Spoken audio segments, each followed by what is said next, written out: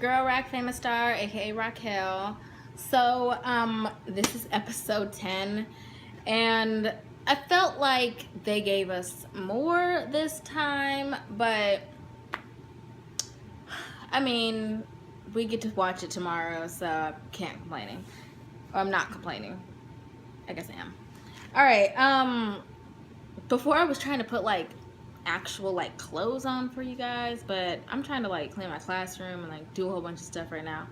I'm just tired, so this is it. All right, so episode 10 starts off. Frank is starting to think he's the king of the castle, and that he's going around telling people, especially Paul, that he's safe and that this person's going home and he doesn't have to worry about it. And it's kind of whoa, you are not the person that, the end all, say all, the person that tells everybody what's going on. And so I feel the house guests are getting this, and I don't, and he doesn't see himself as oh, I'm not a target, no one's trying to get me to go home.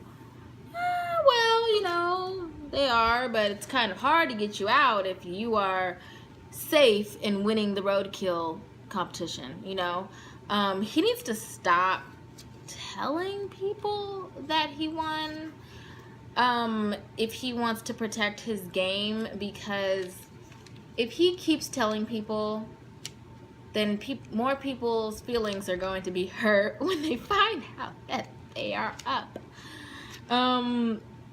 Yeah, because it's starting to get down to the nitty-gritty. Not the nitty-gritty, but I mean, besides the 8-pack, it's starting to get down to the people that he can pick from if certain teams are safe and people outside the 8-pack. So, if they're not already nominated. Alright, so, this part, I don't even know why it was mentioned, but Bronte told her secret, to the Spy Girls about being an aspiring mathematician.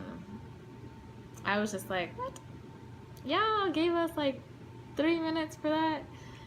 I don't know, because she felt like people didn't know the real her, and that she was just keep holding this secret. So that happened, and I guess Natalie also told, the girls about how she used to be an NFL cheerleader, which, who cares, but whatever. Alright, so this was interesting.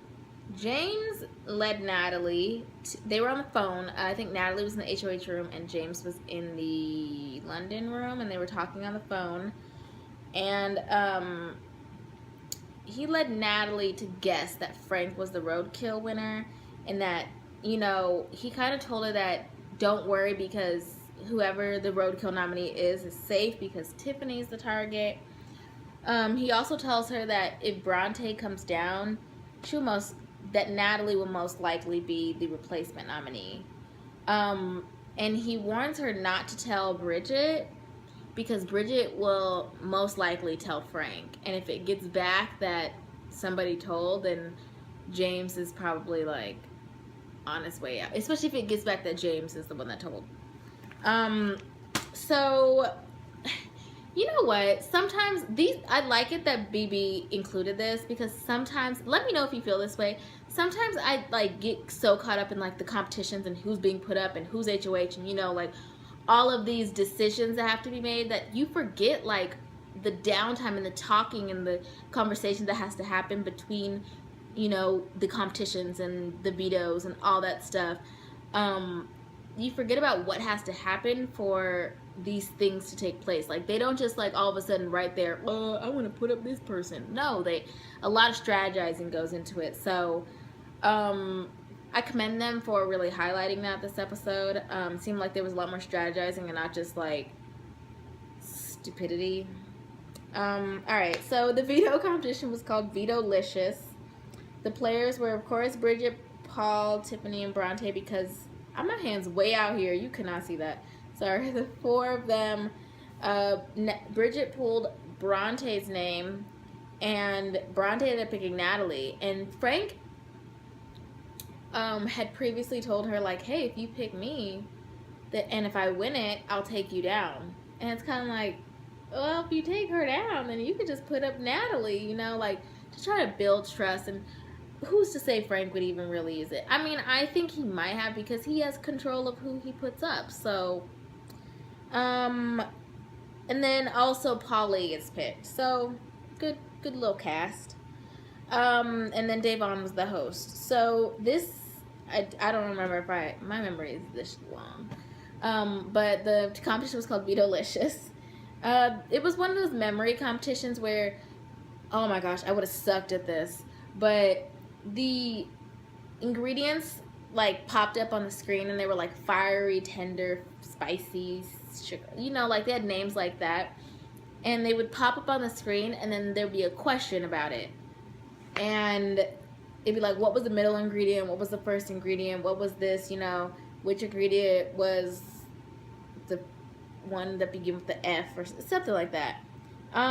So Bridget ended up winning, but it was funny because like when they got out, it would like blow up in their faces, and it'd be like pink and glitter and paint and all that stuff.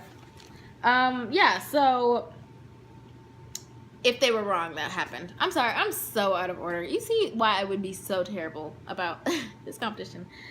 All right, so at the end of the competition, when Bridget had won, people were celebrating, and then Frank, how Frank is doing that back-to-back jumpy thing with people, and Frank has got to be what, not over 6 foot, but like 6 foot, 6'1". And Bridget's probably 5'4", 5'5", maybe, Frank hurt Bridget by doing that stupid jump thing because they wanted to do it. He told her to do it, and she was like, wait, what? And then he like came down on her ankle.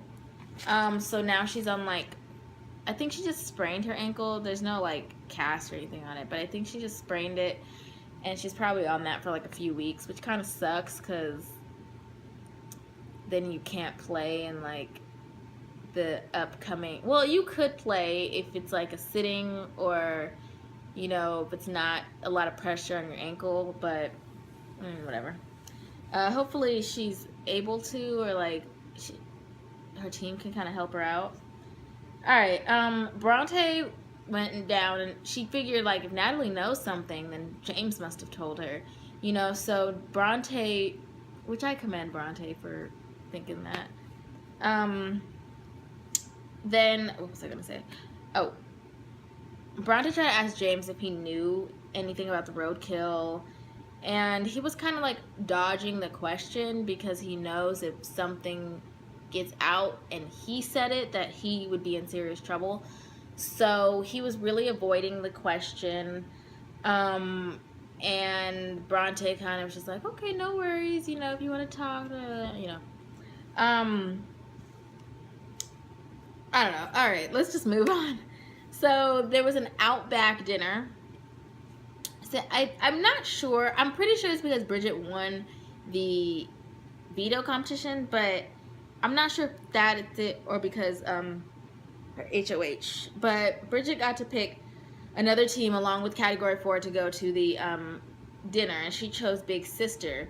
And her reasonings, and people were kind of shocked that she didn't pick James's team because I think Bronte and Natalie are both on that. Let's just go with yeah. Yeah, Bronte and Natalie are both on the same team, so people were surprised that she didn't pick them.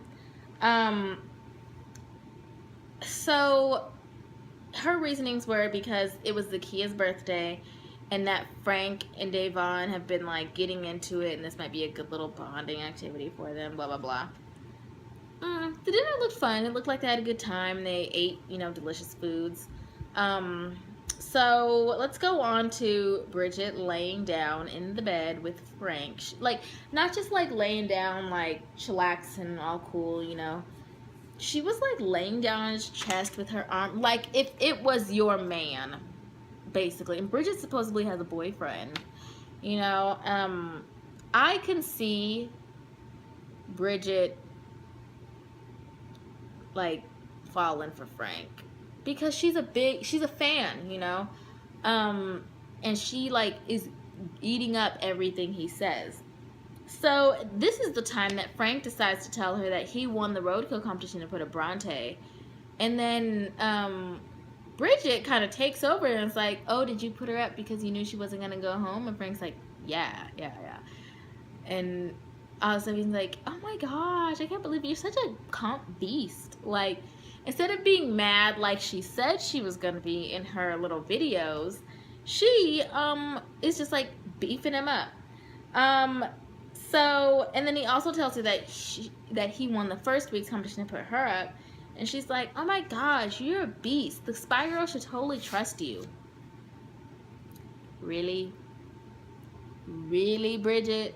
Like, I don't know. So that was just shock to me. The veto meeting, Bridget ended up she doesn't use it on anybody because they know if she uses it on Bronte, then Bronte will come down and Natalie will get put up. And why just, if Bronte's not going home, just leave her up there. Davon was talking about at the end of the episode that she might try to flip the script and keep Tiffany so she can help her get rid of Frank. And I mean, if that successfully happens, then great. But who's going to be the person that goes? Maybe Paul? I don't know. But I think with the whole battle back thing, I think if Tiffany does go, then it wouldn't be so bad. Because I think she might be able to battle her way back in. But I kind of wish it was somebody else going home, maybe like Frank. I wanted Frank to go. Let me know down in the comments what you guys think. A lot of you guys are like watching, but you don't say anything. So just say something or comment or something. I don't know. But it's been real. You're welcome. Bye.